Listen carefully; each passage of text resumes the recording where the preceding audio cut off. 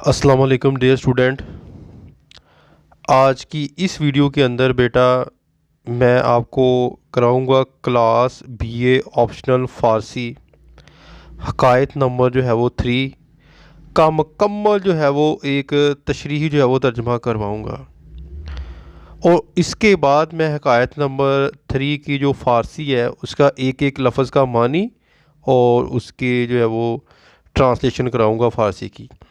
لیکن حکایت نمبر 3 کو شروع کرنے سے پہلے آپ نے بیٹا اس جو ہے وہ ویڈیو کو اچھے طریقے سے جو ہے وہ دیکھنا ہے، اور دیکھ کے آپ نے جو ہے وہ ساتھ سننا بھی ہے، ٹھیک ہے؟ جب آپ سنیں گے تو ایک مکمل جو تھیم ہے نا حکایت نمبر 3 کا آپ کے دماغ کے اندر جو ہے وہ بیٹھ جائے گا، اور اس سے جو ہے وہ آپ کو بہت جو ہے وہ جلد حکایت یاد ہوگی، ٹھیک ہے؟ اور کوشش کرنی ہے کہ اس ویڈیو کو آپ نے کم از کم 2 ٹائم یعنی کہ 2 دفعہ آپ نے مست جو ہے وہ سننا ہے۔ تو لیٹ سٹارٹ۔ اب میں اس کا تشریح جو ہے ترجمہ کروں گا حکایت نمبر 3 کا۔ ہوتا یوں ہے بیٹا کہ ایک شہزادے کے متعلق میں نے سنا کہ وہ پستہ قد اور بدصورت تھا، جبکہ اس کے دوسرے بھائی دراز قد اور خوبصورت تھے۔ ایک بار باپ یعنی کہ بادشاہ اس کے چھوٹے قد اور بدصورتی کی وجہ سے اسے نفرت اور حقارت کی نظر سے دیکھ رہا تھا۔ شہزادے نے اپنی دانش مندی اور فراست سے باپ کی نظروں کا مفہوم سمجھ لیا اور کہا، اے والد بزرگوار، چھوٹے قد والا عقل مند اچھا ہے یا لمبے قد والا بیوقوف؟ کیونکہ جو چیز قد یا جسامت میں چھوٹی ہوتی ہے وہ قدر و قیمت میں بڑی ہوتی ہے۔ دیکھ لیجئے کہ بکری ہوتی تو چھوٹی ہے مگر پاکیزہ اور حلال ہے، جبکہ ہاتھی ہوتا تو بڑا ہے مگر مردار اور حرام ہے۔ کوہ طور دنیا کے پہاڑوں میں ایک چھوٹا سا پہاڑ شمار ہوتا ہے، مگر اللہ تعالیٰ کے نزدیک ایک قدر و منزلت میں وہ دنیا کے بڑے بڑے پہاڑوں سے بڑا ہوا ہے، کیونکہ اس پہاڑ کو اللہ تعالیٰ نے اپنی تجلی کے لیے منتخب فرمایا تھا، اور اسی پہاڑ پر حضرت موسیٰ علیہ السلام کو اللہ تعالیٰ سے ہم کلام ہونے کا شرف حاصل ہوا تھا۔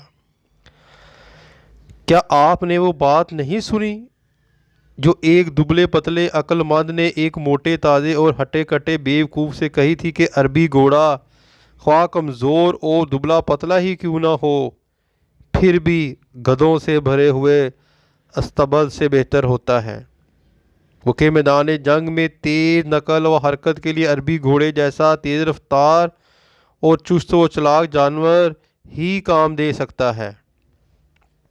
شہزادے کی یہ عقل و دانش سے بھری ہوئی باتیں سن کر بادشاہ ہنس دیا۔ بادشاہ کے امیروں اور وزیروں کو بھی اس کی باتیں بہت پسند آئی، مگر اس کے بھائیوں کو ان باتوں سے سخت دلی صدمہ پہنچا۔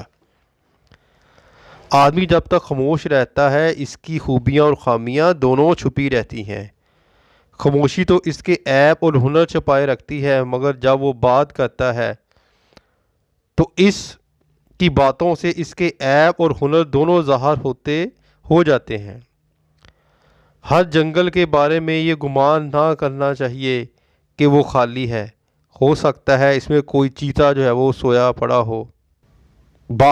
ہر جنگل کے بارے میں یہ گمان نہ کرنا چاہے کہ وہ خالی ہو، لیکن یہ بھی ہو سکتا ہے کہ اس میں کوئی چیتا جو ہے وہ سویا پڑا ہو۔ میں نے سنا ہے کہ اسی زمانے میں بادشاہ کے ملک پر ایک سخت دشمن نے چڑھائی کر دی۔ جب دونوں طرف سے فوجیں آمنے سامنے ہوئیں تو سب سے پہلے جو شخص میدان جنگ میں لایا وہ یہی پستہ قد اور شہزادہ تھا۔ وہ کہہ رہا تھا، میں وہ نہیں ہوں کہ تو مجھے جنگ کے دن پیٹھ دکھا کر بھاگتا ہوا دیکھے، بلکہ میں تو وہ ہوں تو میرے سر کو خاک اور خون میں لتھڑا ہوا دیکھے گا۔ میدان جنگ سے تو بزدل ہی بھاگتے ہیں، جبکہ میں ایسا دلاور مرد ہوں کہ لڑتے لڑتے خاک اور خون میں غلطاں ہو جاؤں گا، مگر دشمن کے مقابلے سے منہ نہ پھیروں گا۔ جنگ ایسی بازی ہے جسے لڑنے والا اپنے ہی خون سے کھیلتا ہے، مگر جو میدان چھوڑ کر بھاگ جاتا ہے وہ یہ بازی اپنے خون سے نہیں، اپنے لشکر کے خون سے کھیلتا ہے، کیونکہ اس کا میدان جنگ سے بھاگنا اس کے پورے لشکر کی ہلاکت کا موجب بنتا ہے۔ اس قسم کے جو شیلے جذبات کا اظہار کرتے ہوئے وہ دشمن کے لشکر پر ٹوٹ پڑا اور آن کی آن میں دشمن کے چند بہادر اور تجربہ کار سپاہیوں کو مار گرایا۔ پھر جب وہ اپنے باپ یعنی بادشاہ کے سامنے آیا تو انتہائی ادب سے جھک کر آداب بجا لایا اور پھر کہنے لگا، اے والد بزرگوار، تجھے میرا وجود اس لیے حقیر دکھائی دے رہا تھا کہ تو نے جب تک جنگ کی سختی نہ دیکھی تھی تب تک میرے اوصاف تجھ پر ظاہر نہ ہوئے تھے۔ اب جب کہ میرا یہ ہنر تیرے سامنے آ گیا ہے تو آئندہ موٹاپے کو ہرگز خوبی نہ سمجھنا۔ لڑائی کے دن تو پتلی کمر والا تیز تراز گھوڑا ہی کام آتا ہے، وہ بیل جسے کھلا پا کر خوب جو ہے وہ موٹا کیا گیا ہے وہ اس موقع پر کام نہیں جو ہے وہ آ سکتا۔ اب وہ کون کہہ رہا ہے یہ ساری باتیں؟ یہ جو ہے وہ چھوٹا جو بچہ ہے بادشاہ کا، جو قد میں چھوٹا ہے اور اس کا رنگ جو ہے وہ سیاہ ہے۔ پھر جی کہتا ہے کہ دشمن کی فوج بہت زیادہ تھی اور یہ لوگ تعداد میں تھوڑے تھے۔ دشمن کی کثرت سے خوف کھا کر فوج کے ایک دستے نے میدان جنگ سے بھاگنے کا ارادہ کیا تو اس شہزادے نے نعرہ مارا اور للکار کر کہا، اے جوان مرد و ہمت اور حوصلے سے کام لو تاکہ میں تمہیں شرمندگی نہ اٹھانی پڑے اور اس شرمندگی کی علامت کے طور پر عورتوں کا لباس نہ پہننا پڑے۔ شہزادے کی اس للکار نے اس فوج کے سواروں کا حوصلہ جب وہ بڑھ گیا اور انہوں نے مل کر ایک دم دشمن پر حملہ کر دیا۔ میں نے سنا کہ انہوں نے اس روز دشمن پر فتح پا لی۔ فتح کے بعد بادشاہ نے شہزادے کے سر اور آنکھوں کو چوما اور اسے اپنے سینے سے لگایا۔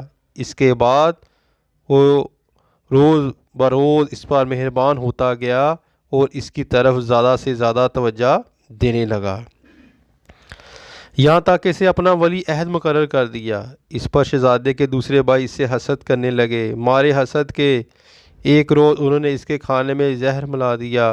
اتفاق سے شہزادے کی بہن کھڑکی سے سارا ماجرا دیکھ رہی تھی۔ اس نے شہزادے کو خبردار کرنے کے لیے کھڑکی کا ایک پٹ کھٹکھٹایا۔ شہزادہ اپنی فراست سے اس کا اشارہ سمجھ گیا اور اس نے کھانے سے ہاتھ کھینچ لیا۔ پھر وہ اپنے بھائیوں سے مخاطب ہو کر کہنے لگا، یہ بات سراسر ناممکن ہے کہ ہنر مند تو مر جائیں اور بے ہنر ان کی جگہ لے لیں۔ ہمارا کا سایہ بعض سے برکت سمجھا جاتا ہے، جبکہ جو الو سراسر نحوست کی علامت ہے۔ اس دنیا سے اگر ہما کا وجود ختم بھی ہو جائے تب بھی کوئی شخص الو کے سائے میں آنا پسند نہیں کرے گا۔ بادشاہ کو جب اس واقعہ کی خبر دی گئی تو اس نے شہزادے کے خلاف سازش کرنے والے بھائیوں کو اپنے حضور طلب کیا اور انہیں ان کی حرکت سے مناسب سزا دی، مگر وہ جانتا تھا کہ یہ سازشی بھائی آئندہ بھی چین سے نہیں بیٹھیں گے اور کوئی نہ کوئی شرارت کرتے رہیں گے۔ چنانچہ اس نے ہر ایک کے لیے اپنی سلطنت کی مختلف اطراف میں حصہ مقرر کر دیا تاکہ اس طرح فتنہ دب جائے اور جھگڑا ختم ہو جائے، کیونکہ دناؤں نے کہا کہ 10 درویش تو ایک گڈری میں سو سکتے ہیں مگر 2 بادشاہ ایک سلطنت میں نہیں سما سکتے۔ اللہ کہ نیک بندوں کا حال تو یہ ہوتا ہے کہ اگر ان میں سے کسی کے پاس ایک روٹی ہوتی ہے تو آدھی خود کھاتا ہے اور آدھی درویشوں اور فقیروں کو دے دیتا ہے، جبکہ بادشاہوں کی حرص و ہوس کا عالم یہ ہوتا ہے کہ اگر کسی بادشاہ کے قبضے میں 7 ملک بھی ہوں پھر بھی وہ قناعت نہیں کرتا بلکہ دوسروں ملک کو فتح کرنے کی فکر میں جو ہے وہ لگا رہتا ہے۔ یہ تو تھا بیٹا جو ہے وہ مکمل تشریحی ترجمہ، ٹھیک ہے، جو کچھ بک سے لیا اور کچھ اپنے لفظوں میں نے آپ کو جو ہے وہ بتایا۔ اور اگین میں کہہ رہا ہوں کہ حکایت نمبر 3 کو شروع کرنے سے پہلے اس ویڈیو کو مسٹ آپ نے دیکھنا ہے، اس سے آپ کو آسانی سے جو ہے وہ سبق یاد ہو جائے گا۔ جلدی ملتے ہیں انشاءاللہ تعالی حکایت کے اندر، اس وقت تک اپنی دعا میں یاد رکھیے گا۔ فی امان اللہ، السلام علیکم۔